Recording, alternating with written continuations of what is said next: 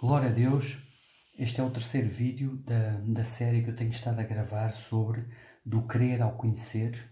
Como eu já disse várias vezes, é dos assuntos que mais me entusiasma e que mais se tornou revelação no meu coração. Tenho pregado sobre isto dezenas e dezenas de vezes e faz parte do livro O Poder de o Conhecer.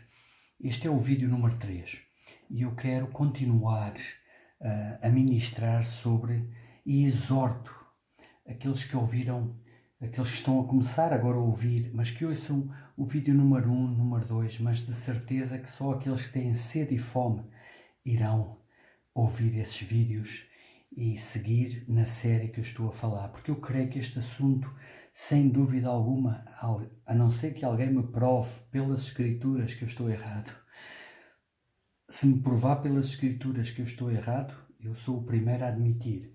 Mas enquanto não me provarem pelas Escrituras que este é o assunto, um dos assuntos mais urgentes para a Igreja de sempre, não é só dos dias de hoje, mas de sempre, porque foi o objetivo pelo qual Jesus, em parte, veio à Terra, para nos salvar, mas durante todo o seu ministério ele tinha como objetivo fulcral, prioritário, ver o coração e ver a sede e fome no coração de cada pessoa. E só aqueles que tinham sede e fome é que iriam receber mais dele.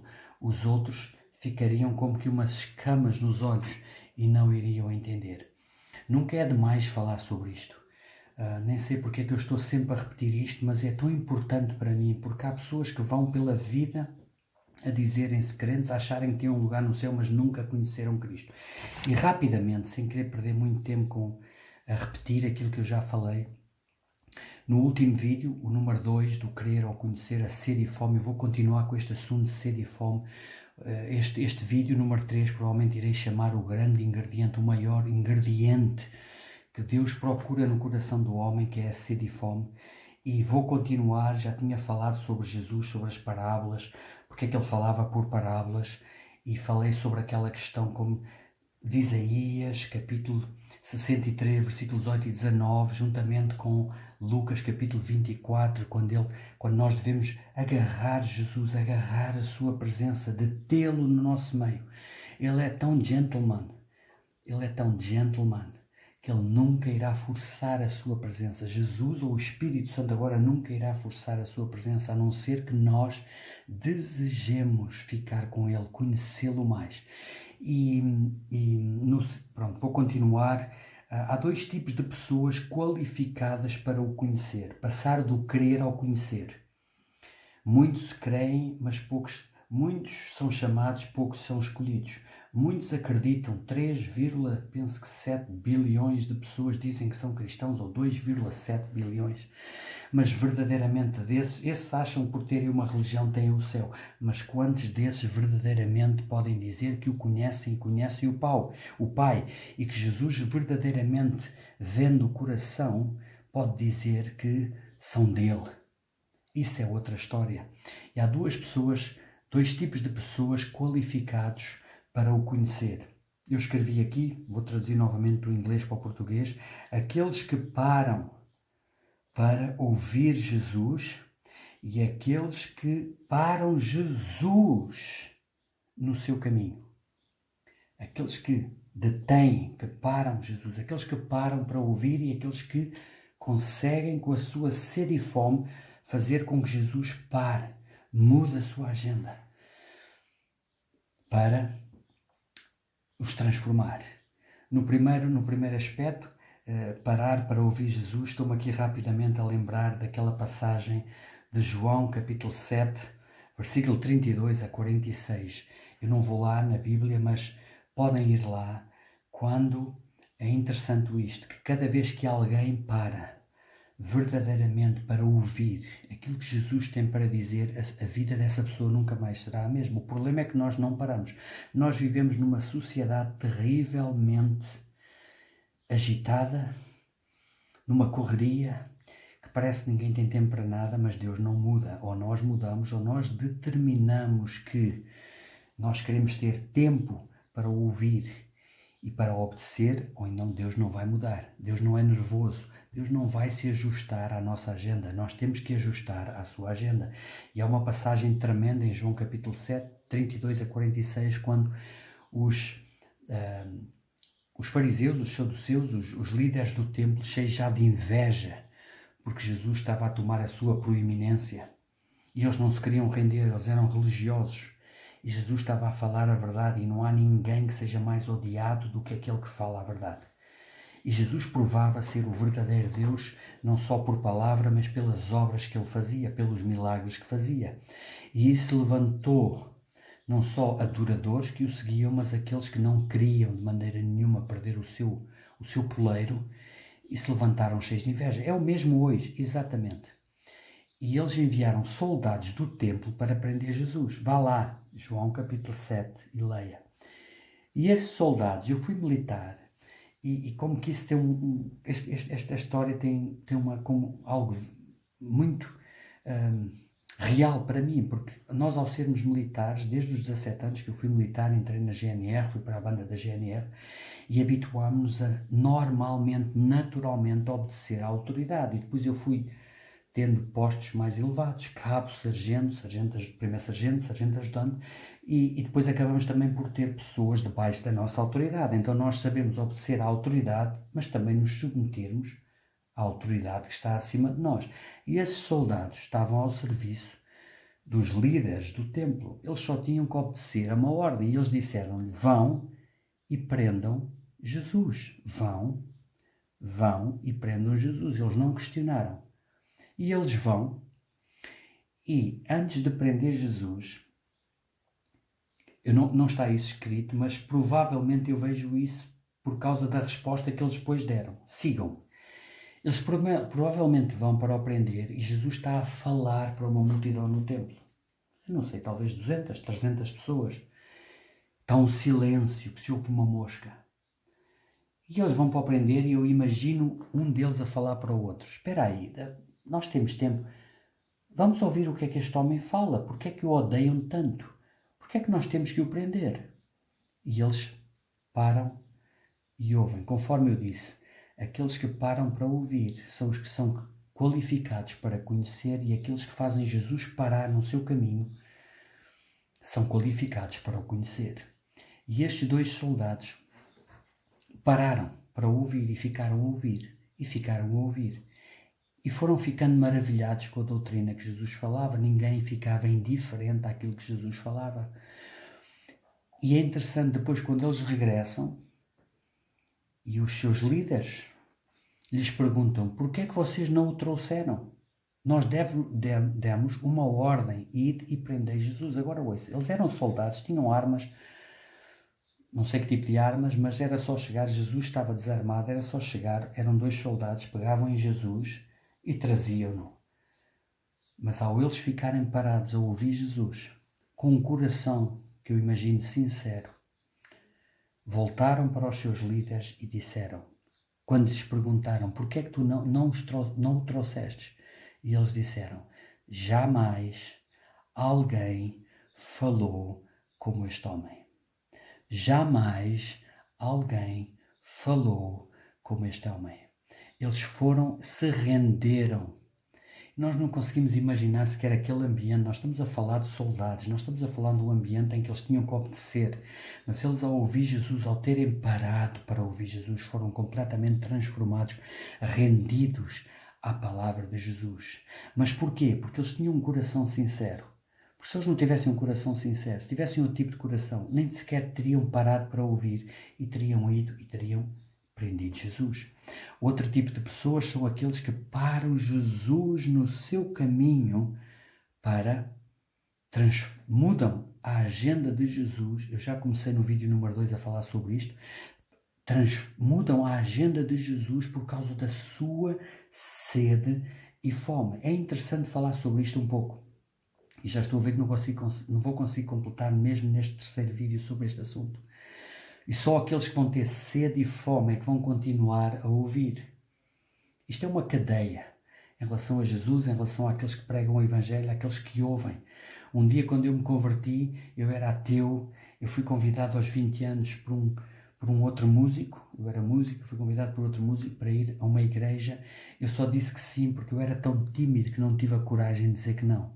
Mas eu ia já com a intenção, deixa-me cá só agradar-lhe, mas eu ia ouvir aquilo que aquele homem ia falar e iria voltar para trás, se calhar iria agradecer ao meu amigo, mas nunca mais lá voltaria. Mas, porque eu tinha um coração, ainda hoje, pronto, e tinha. Agora eu vejo que eu tinha um coração sincero. Ao eu começar a ouvir e começar a ver os milagres, o poder de Deus, a manifestação, a Bíblia, que eu nunca tinha ouvido alguém falar sobre a Bíblia, aquilo mudou a minha vida para sempre. E eu decidi obedecer não àquilo que aquele homem estava a falar, mas àquilo que a palavra de Deus estava a dizer. É a mesma coisa hoje. Pessoas vão estar a ouvir este vídeo e têm a oportunidade de decidir: eu quero seguir, eu quero conhecer mais, eu quero conhecer a palavra de Deus. Ou decididamente não querem saber de nada e continuam com as suas vidas. E Jesus foi bem claro nisso. Ele andava sempre atrás daqueles que tinham sede e fome para se revelar a eles.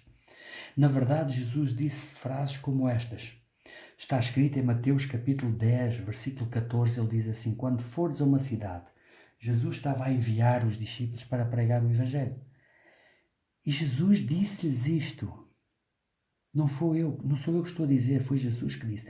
Quando entrares numa cidade, numa casa, se não vos receberem, nem receberem as vossas palavras, sacudi o pó dos vossos pés contra essa cidade, contra essa casa. Fui eu que disse isto? Não, foi Jesus.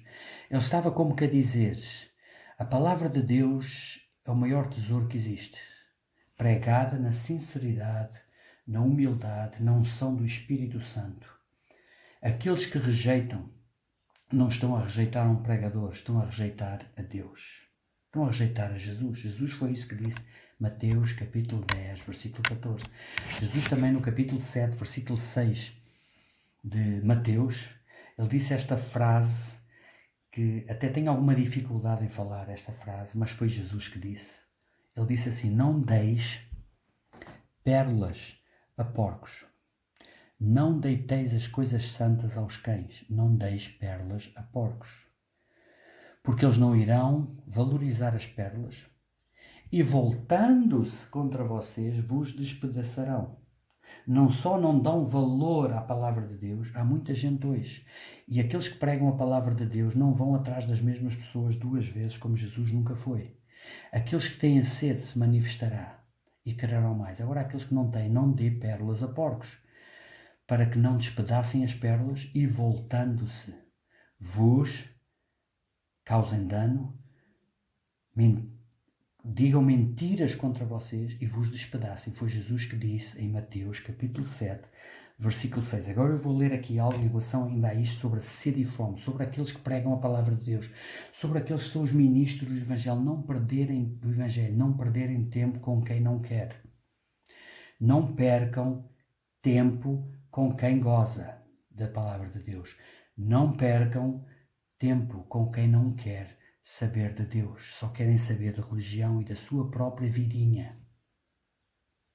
Foi Jesus que disse: não deis pérolas a porcos. Eu estou a falar neste vídeo sobre sede e fome, porque nós desperdiçamos o nosso tempo atrás de pessoas, o diabo, as trevas, enrolam-nos, distrai atrás de pessoas que a gente já sabe que não quer saber, enquanto o Espírito Santo quer nos usar para outras pessoas que nunca ouviram a palavra de Deus. Sacuda o pó dos pés e vá para outro lugar. Foi Jesus que disse: sacudam o pó dos pés e vão para outro lugar. Uma frase de Andrew Storm, ele diz assim: está o nosso ministério. Mas o ministério não é só dos pastores ou evangelistas, é de todo aquele que nasce de novo. Nós fomos chamados para pregar o Evangelho. É a maior riqueza, a maior honra de qualquer ser humano, de toda a Igreja de Cristo. Está o nosso ministério focado nos sedentos, nos que têm sede?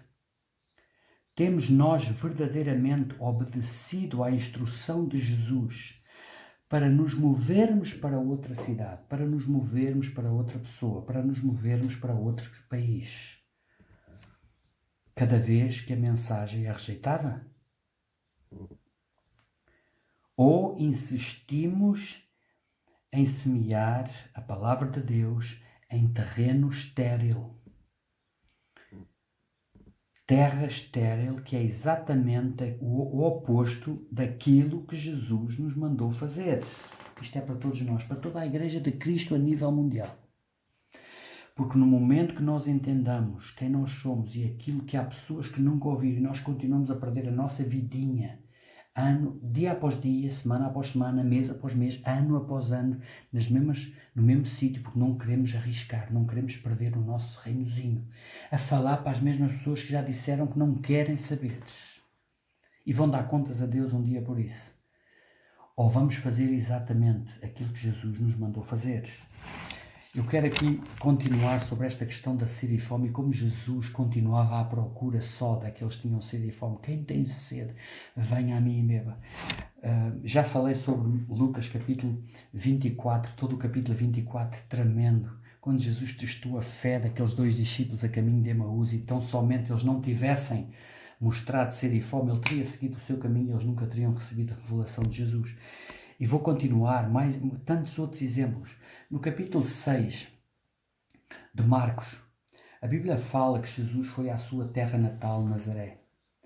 E muitos de nós, aqueles que me estão a ouvir, que conhecem as Escrituras, sabem o que aconteceu em Nazaré. Jesus foi rejeitado. Ele abriu o livro do profeta Isaías, capítulo 61. E eles o conheciam desde que ele tinha nascido, em parte, né? Nos tempos de hoje era como dizer: Jesus, tu andaste a jogar a bola connosco. E ele abre as Escrituras e começa a falar: o Espírito do Senhor é sobre mim. Eis que ele me ungiu para pregar o Evangelho, para libertar os cativos, para pôr em liberdade os oprimidos, para curar os quebrantados de coração, para dar vista aos cegos, para pregar o Evangelho aos humildes. Depois ele fecha o livro, as pessoas estavam a ouvir, mas não estavam a entender, e de repente ele diz: hoje se cumpriu nos vossos ouvidos esta Escritura. E de repente acordaram como que eles estavam. No fundo eles perceberam: espera aí, mas esta Escritura só se vai cumprir no dia que o Messias vier. Ele estava exatamente a dizer isso: eu sou o Messias. E causou uma turbulência, causou uma revolução. Para abreviar uma longa história, houve uma revolução, eles levaram-no ao topo de um monte, quiseram lançá-lo de lá abaixo, queriam-no matar, mas ele, a Bíblia diz, passou por meio deles e saiu. Ele não foi aceite na sua própria terra, no meio dos seus. Ele próprio disse: vão dizer-me este provérbio: médico, cura-te a ti mesmo. E ele diz assim: não há profeta sem honra senão na sua própria terra, entre os seus familiares, na sua própria casa. Isto acontece, hoje acontece exatamente a mesma coisa. Mas o que eu quero chegar é o seguinte, ou seja, estas pessoas não tinham sede e fome, e a Bíblia diz que ele ficou até admirado pela sua incredulidade. E só pôde curar alguns. Não pôde curar muitos por causa da incredulidade. Não tinham sede e fome. Começaram a dizer: então, mas espera aí, então, mas nós conhecemos, tu andavas aqui connosco, jogavas a bola aqui connosco e agora vens dizer que tu és o Messias. Ele não ligou. Ai, não querem saber de mim? Então eu sacudo o pó dos pés e vou para outro lugar. E no mesmo capítulo de Marcos, a Bíblia diz que ele foi para outras vilas e aldeias e começou a pregar, e milagres aconteciam, como sempre aconteciam. E há uma altura que Jesus estava cansado e quis parar e disse aos discípulos: vamos para outro lugar, vamos para um lugar deserto, para descansar um pouco. E a Bíblia diz assim: porque eles nem tinham tempo sequer para comer. Leia o capítulo 6 de Marcos. Eu não quero ir lá, demora muito tempo, mas leia. Ele queria descansar. Jesus já tinha dito: eu quero descansar. Vamos para um lugar deserto, vamos descansar. E eles entraram num barco, atravessaram o lago e iam para o outro lado. Mas a Bíblia diz, não sou eu, a Bíblia diz que muitos que já tinham ouvido a pregação, mas estavam sedentos, estavam famintos, eles queriam mais, não estavam satisfeitos. Eles queriam mais de Jesus. O coração ardia, eles queriam mais de Jesus. Diz a Bíblia assim: vendo-os ir no barco, correram à volta, imagina, isto é o lago, o barco atravessa o lago, mas eles vendo-os ir para o outro lado do lago, correram à volta pela beira do lago e chegaram ao outro lado do lago primeiro que Jesus. Se isto não é sede e fome, não sei o que é. E a Bíblia diz que quando Jesus chegou ao outro lado do lago, ele estava cansado. Eles queriam ir descansar. Provavelmente alguns dos discípulos já iam no barco a dormir. E Jesus já tinha falado. Eu disse no segundo vídeo, Jesus nunca mudou uma única palavra daquilo que ele dizia. Queria dizer exatamente aquilo que ele dizia. Ele disse, eu quero descansar. Mas chegando ao outro lado do lago, a Bíblia diz que vendo as multidões, Jesus encheu-se de compaixão, porque olhou para as multidões como ovelhas que não tinham pastor. E ensinou-os muitas coisas sobre o reino de Deus. Provavelmente mais 2 ou 3 horas ou 4 horas a pregar para eles. Porquê? Porque Jesus viu a sede e fome no coração deles. Quando Jesus já tinha dito, eu quero descansar. Eu quero descansar. Glória a Deus. Vou continuar, porque eu creio que é melhor ter um vídeo mais curto. Eu quero que vocês sejam abençoados. Ouça, não sou eu o Fernando a falar. Ouça, mas ouça com o coração. Quando for ouvir a palavra de Deus, peça ao Espírito Santo que está na terra agora. Não é Jesus que está na terra. Jesus está à direita de Deus Pai. Ele enviou o Espírito Santo, que é Deus. E todo aquele que clamar, Espírito Santo, eu preciso, revela-me a palavra. Seja onde você estiver, em qualquer casa, em qualquer sítio que você estiver, mesmo que nunca tenha aberto uma Bíblia, peça a Deus, peça ao Espírito Santo, revela-me a palavra de Deus. E a mente se abrirá, as escamas cairão e a revelação da palavra virá. Eu vou continuar, pelo menos mais um vídeo, sobre este assunto, sobre sede e fome, que vai abrir o reino de Deus. Vai trazer mais àqueles que querem aprender de Deus, em nome de Jesus. Amém.